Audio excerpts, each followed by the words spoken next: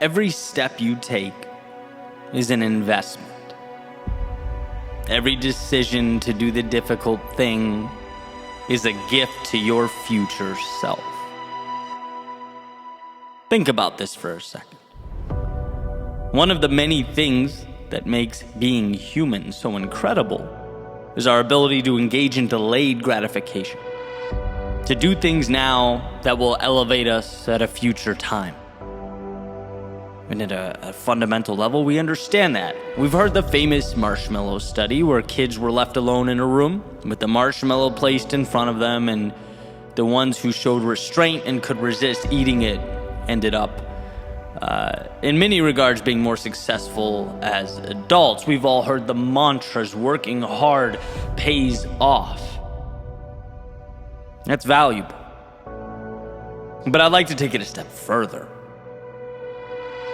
Because when you say yes in the face of adversity, when you move forward when tired, seek out a way amidst the chaos of life, you are contributing to a foundation so powerful that it will elevate you in ways outside your current level of awareness. By simply saying yes when I was unsure and often fearful, by continuing to write and speak, I was unknowingly building these opportunities that would manifest years later, right? Many of which were not planned. They were not methodical. My dedication and my North Star never changed. I held on tightly to those, but the surrounding components were always moving and transforming. People are in my life today because of steps I took 5 years ago. I know things about myself and my hopes and my dreams because of risks I took when I was, let's face it, too ignorant to understand the repercussions. But I knew it felt right. See, here's what I did understand. If I, as Emerson put it, hitched my wagon to a star and moved towards it, when I felt great and when I didn't, when I was confident and when I wasn't, when I was winning and when I was not, I knew the other stuff would take care of itself. I trusted the process. And here's why that matters. Here's why I'm taking you all on a little trip down memory lane. Because writing, speaking, inspiring, storytelling, they are my world within. What is yours? What is it that moves you, that lights up your soul? I want you to know that. I want you to know that because its pursuit requires not only a delayed gratification, but an acceptance that your dedication will evolve in ways so incredible that you can't even imagine. That all those little decisions become emergent and together represent something more powerful than the sum of its parts. I love the example or idea of the human brain, right? So complex and powerful that it appears almost divine. It's essentially a universe behind our eyes. Even our understanding, our comprehension is minimal. We are awed by its capability. Yet it's not about one single piece of the brain, the tissues or the neurons individually. It's the network all these microscopic occurrences create together. Something bigger than everything combined, creating a consciousness we can't even find or point to when looking at the evidence. But we know it exists, and we know it's somehow derived from this ball of nervous tissue. This is not unlike one's pursuit of excellence. The level of achievement or consciousness we are searching for, it can't be singularly identified. It's emergent. It materializes after the discipline, after the consistent work, after the self-belief, after the will to do what is required, whether we wanted to in the moment or we didn't. Then we get our quote-unquote consciousness. You can't and won't always see the value in your dedication, in your sacrifice. And let me level with you, I get how crazy it feels to think, yeah, but someday it will mean something. Someday that work will put people in my life that will change my world, elevate my existence. It will create opportunities that expedite my evolution, lessons and occurrences that will amplify my wisdom and worldview. But that's the name of the game. If you know in your heart you are pointed to the right star, then it's just about stepping, adjusting, and repeating. Move, adjust, move, adjust, move, adjust. There will be a time when you look over your shoulder and are stunned by what you've created, by the distance you've traveled. Look, you can't see the future. You can't know what everything will mean and what will occur, but you can continue forward into the darkness so that when the long-awaited light inevitably presents itself, you are in position to receive it, to stand on the foundation you have been building all along.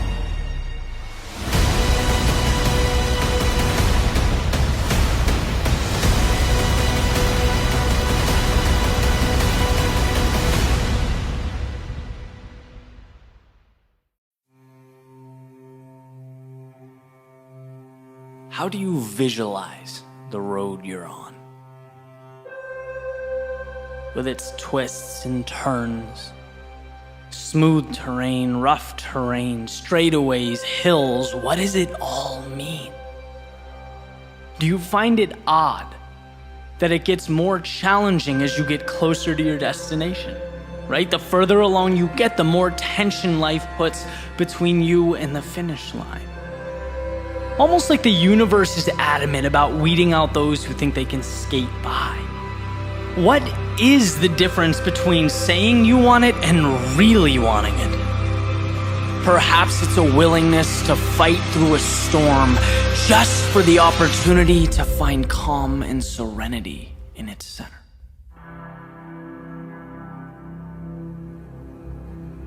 This morning, as the sun was coming up, I went for a run. A nice 5-mile run down the coast, and the way I planned it out was simple, right? 2.5 or halfway up in soft sand, and then I'd stop and I'd turn around and I'd run 2.5 back, but on the harder surface, right? Easier to handle, almost like a reward for pushing myself on the way up, right? And things were going perfectly. I made the 2.5-mile run up, and when it came to stop and turn around, I realized what should have been obvious from the beginning was high tide, which means I didn't get that hard surface to run back on. Instead, not only was it softer than the way up, but I was running on a slope.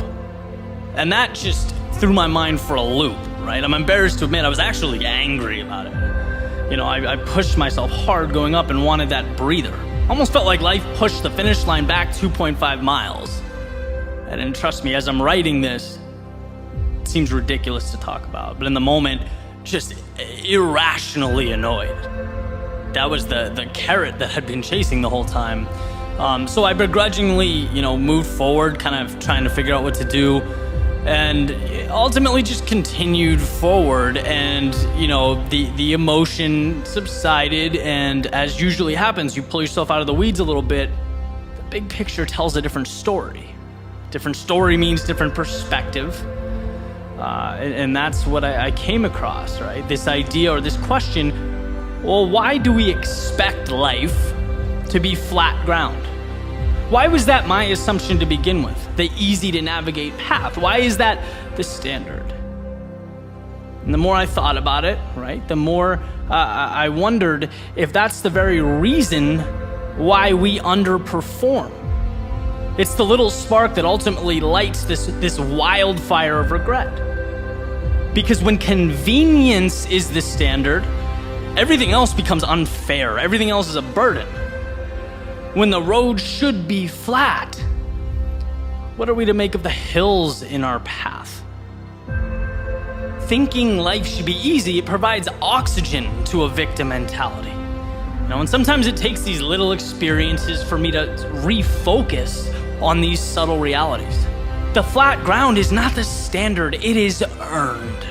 It's a gift. It should be cherished and appreciated because guess what? Life wasn't easy, it isn't easy, and it never will be. But I believe the differentiator is knowing that, right? So I kept running on the slope, feet sinking into the sand. I got my teeth kicked in just a little bit longer and life didn't end. In fact, I think the mental aspect was tougher than the physical. We're only talking 5 miles here, but when the standard changes, so does the performance. It's about just moving forward, and like poetry, with about 3/4 of a mile left, right, the beach widened. It leveled out, the ground became harder, each step became easier, and yeah, I was running. But in my head, it felt like I was lying on a bed of feathers. Because when you prepare to face life's demons, when you're ready for battle, when you anticipate you'll have to give everything, any adversary that falls short of that feels like wind behind your back. We can endure anything. The question is whether or not we put ourselves in position to. Mistakes, they don't define us. Heartbreak, it doesn't kill us. And criticism, it doesn't shape us. But I'll tell you what, the fear that they do stops a lot of people from becoming who they're capable of becoming. Panicking at the slightest sign of discomfort, moving away from anything but the convenient, when in reality, inconveniences are the path. As Ryan Holiday famously put it, the obstacle is the way. See, satisfaction, it doesn't even exist without a will to overcome. What meaning does a finish line have without miles of self-doubt and questions and fear and dragons being slayed while you prove to yourself over and over again that, you know what, I am more. And I can be more. And the crazy thing is that there's not even a stopping point here. This rocket will propel as high into the ether as you choose to take it. And look, it's not about running on slight inclines or sinking a few inches into the sand. It's not about being rejected, losing, or castigated by 7 billion self-interested souls. No, it's about not being scared to take the bridge that connects current to future. Complacency to recreation, the known to the seemingly impossible. You're made of so much more than you give yourself credit for. You are so much stronger than you think you are. So for yourself and for the world, capture that. Own it. And redefine what it means not to simply exist, but to your core, with every ounce of your being, your soul, every fiber in your body, to truly live.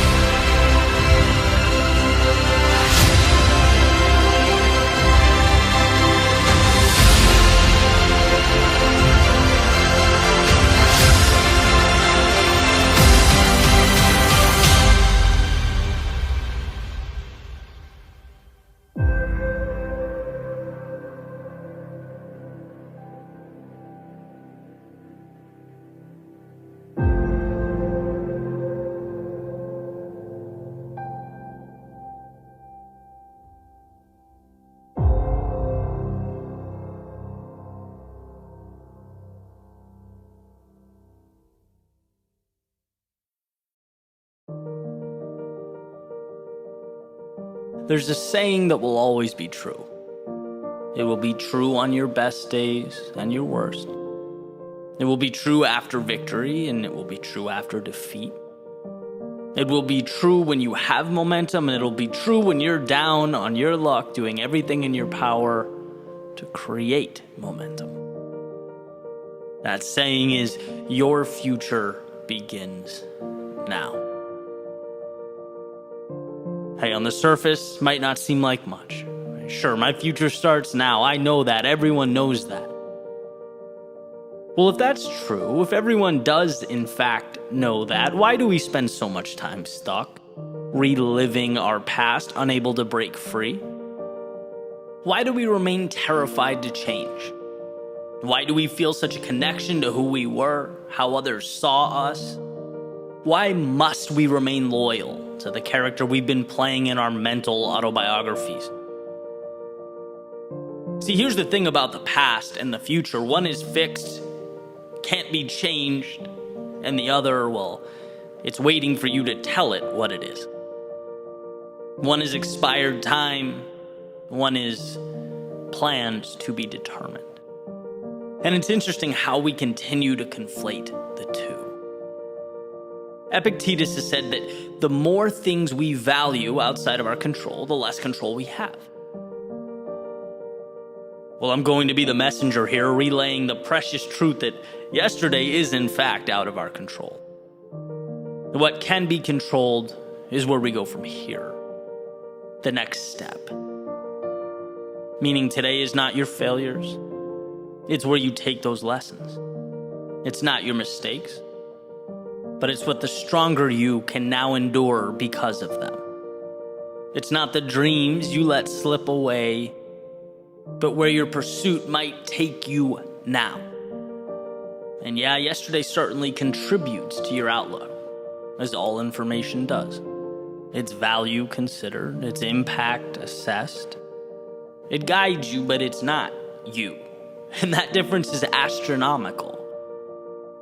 There's a question about the role the past plays in our lives. That has to mean something, right? Your past is, in many ways, your story. It's why you think the way you do. It's contributed to your understanding of the world. It will always be a part of you, and I believe that.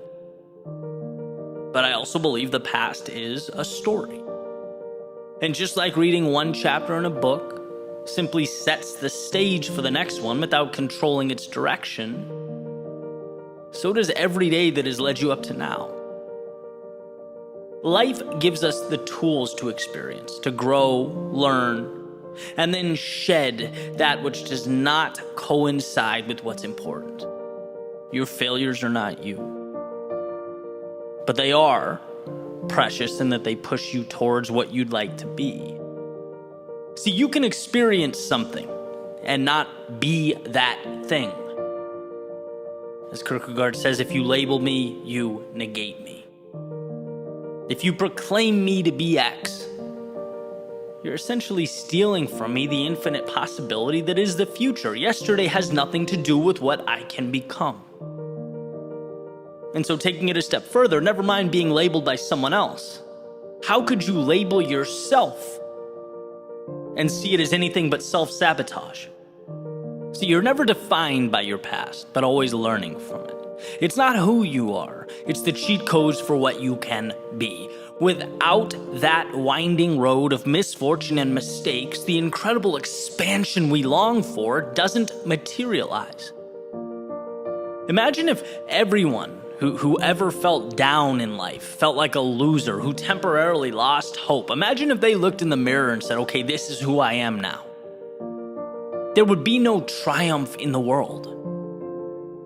Because anything meaningful requires the resiliency to map our way from the hell that was our darkest moments to what will become our proudest moments.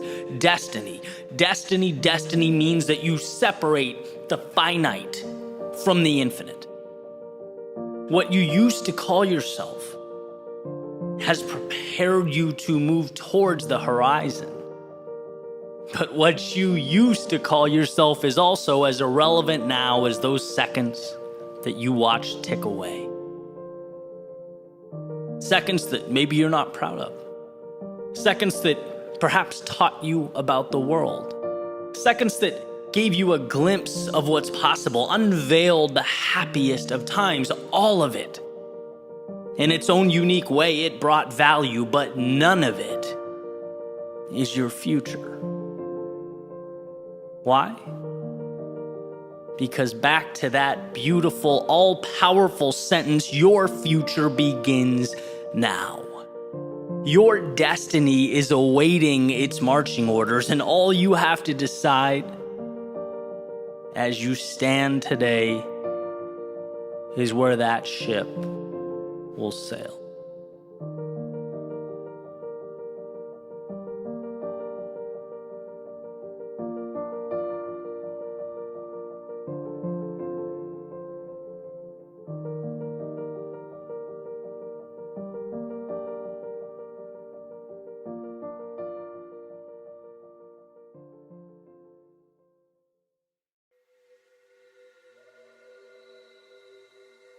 Every single dream, vision, or idea in your life starts with a simple understanding that it's obtainable, that you can make it real. That's the beginning of everything. Self-belief is the gatekeeper that stands between current and future. See, if you think of reality as these city walls you're living in, it's not crazy to think that there are going to be people that only know that existence within the walls, right? That's what they see, that's what most believe, it's how they live. It is only self-belief, a confidence in something greater outside those walls that opens the gate, that expands your reality. And if you don't believe anything good exists on the other side, why begin? If you don't think you're capable of getting there, why start? And this formula is simple, right? Let's not overthink it. We only move towards outcomes that we believe to be possible. And that's more important than ability, skill set, strength. I mean, you name it. Believing in yourself trumps all that.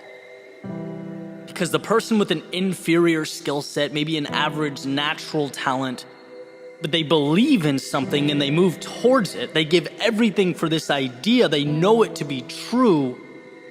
They'll always beat the talented person that's unsure, that procrastinates, that has 1 foot in and 1 foot out. And if you don't believe in yourself, you're building a city on sand. Because I'll tell you what, great things, they're great for a reason. They're in rare supply. They're limited, which means not everyone can have them.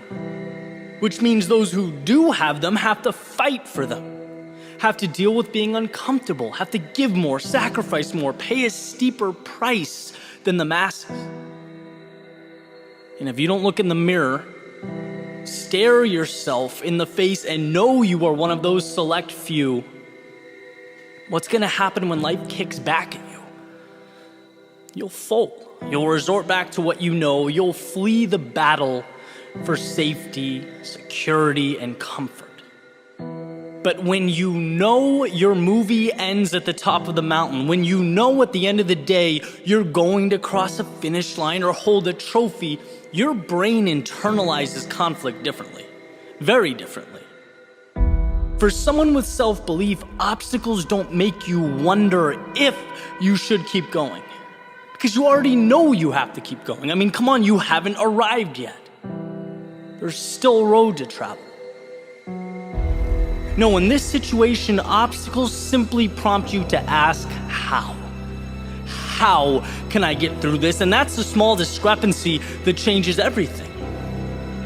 Because at some point, you'll look to your right and you'll look to your left and you'll find very few people get to the how question. They all stopped at if. I wonder if I can do this. I wonder if I'm capable. Well, they'll never know. They'll never see that sunset beyond those metaphorical city walls because they never truly believed in themselves. They never opened that gate. Look, I went through 16 years of education without a teacher or professor telling me, Eddie, 99% of life is just believing in yourself to figure challenges out as they come, to figure life out as it comes. That's it. Only X% make it through law school. Only Y% succeed at this and that. That's what you hear. But no, none of that matters. It's simple. It's simple. It's simple. Most of the world quits when things get challenging. If you don't, if you have the courage to believe and trust in yourself, you'll succeed. Why? Because you won't stop until you find a way. That's the power of self-belief. It's not quantum physics. It's not complex. You know, at one point, I didn't think I could make a living outside of a cubicle or office building. Then I saw others do it. And for the first time in my life, I believed it was possible. I changed my actions to support my beliefs, and here we are. At one point, I didn't think certain financial goals were reality. I didn't know about a free, flexible lifestyle. I wasn't aware of the type of relationships that would change my life. Why? Because they existed outside those city walls. I didn't believe they were real. I didn't believe in myself to create them, to make them in my own life. But with the change in belief comes a change in reality. You will always follow through on who you believe you are. So let's go back to that mirror visualization. At some point today, look at your reflection and think about nothing but what I'm about to tell you. Everything you need, you have. I promise you, you are equipped to change your life, the lives of everyone around you, and the world in which you exist. So take that fact, feel it, and never ask it again. From now on, the question is how. Your fate is not a coin flip, it's a puzzle. It's about arranging the pieces. And those two eyes looking back at you are more than capable of figuring that out. Ask simply, do you want it? And if yes, open that front door, take that first step, and inject yourself into a journey that will be unlike anything you've ever experienced before. A journey where you have the answers, the aptitude, and now the self-belief. And when you find yourself in the lowest of lows or the darkest of nights, find solace in that fact that will be more than enough to get you to dawn.